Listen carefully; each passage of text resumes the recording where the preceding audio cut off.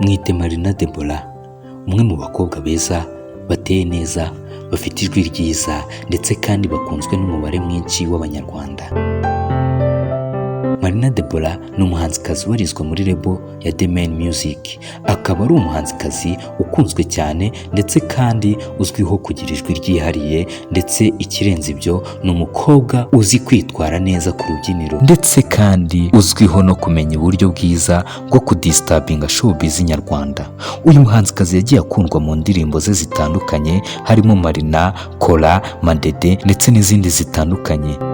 Uyu muhanzikazi kandi ni umuhanzi byavuzwe cyane ko mbere yo kwinjira mu muziki yari asanzwe ari mu rukundo n'umuhanzi bita Edisha, wigeze gukundwaho cyane n'Abanyarwanda bitewe n'ukuntu yari umuraperi wihariye mu kurapa, bitewe na speed agira mu mirapire ye. Gusa bivugwa ko Marina nyuma yo kwinjira mu muziki yaje kuba yahita atandukana na Edisha, ariho indirimbo bita Ifi yanjye ya Edisha yahise ikomoka, dore ko yaririmbaga agira ati arirobera ifi bakazana umunzani, ndetse agakomeza ashyiramo andi magambo y'akababaro gakomeye kuri we, ku buryo iyo wumvishe iyi ndirimbo wumva ko uyu musore yayihimbye ababaye cyane bitewe n'amagambo avugamo.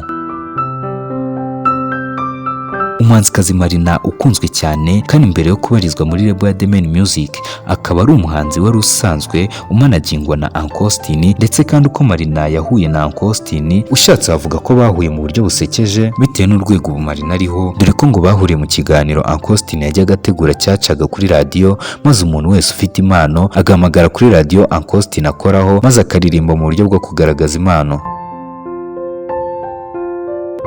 Ntibyatinze umuhanzikazi Marina nawe yarahamagaye maze araririmba. Uncle Austin akunda impano ye maze amwemerera kuzamufasha mu muziki, nubwo byabanje gutwara igihe kinini bigera naho Uncle Austin abyibagirwa, ariko Marina nyuma aza gufata fone aramuhamagara aramwibutsa, maze Uncle Austin ahita aba tayari, akazi karatangira.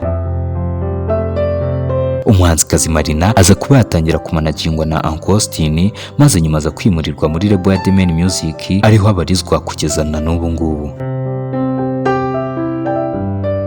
Hari haciyeho igihe kinini umuhanzikazi Marina ataduha indirimbo ye wenyine nshyashya, none uno munsi atuzaniye indirimbo ifite izina ricanganye kandi ritangaje, dore ko benshi bari kwibaza nimba ari Ikinyarwanda cyangwa se ari Ikigande. Iyo ndirimbo ikaba yitwa Orokoso, akaba ari indirimbo yatunganyijwe mu buryo bw'amajwi na producer Hollybeat afatanyije na producer Element, umuproducer ukunzwe cyane muri iyi minsi. Reka ndarikire wowe mukunzi wa Marina kutazacikwa n'iyi ndirimbo, dore ko yatangaje ko izasohoka vuba cyane bidatinze.